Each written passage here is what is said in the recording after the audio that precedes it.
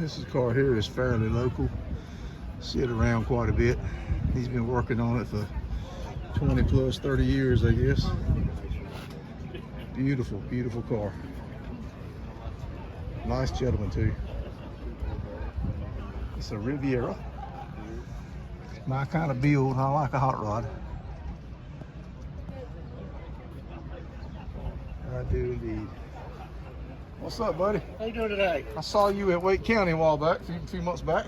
Probably did. Yeah, I did. I was talking with you. That's right. I remember. I do remember now. Yeah. I'm the only guy that walks around with an iPhone, probably. Well, now you ain't the only one, but that's all right.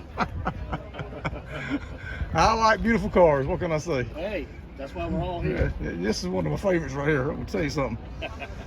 I love this car. It. I'm a Mopar guy, and I love this car. Well, don't tell that to your friends.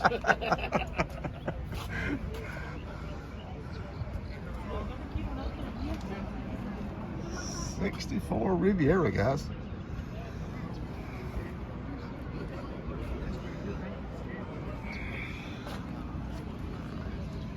Man, I swear, my goodness.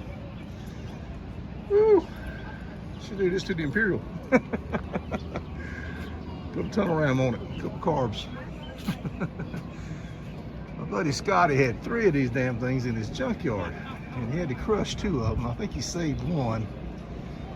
I pleaded with him, don't crush the other 2, but he didn't have no choice. He had nowhere to put them. And they were kind of rough, and nobody was buying anything from them anymore.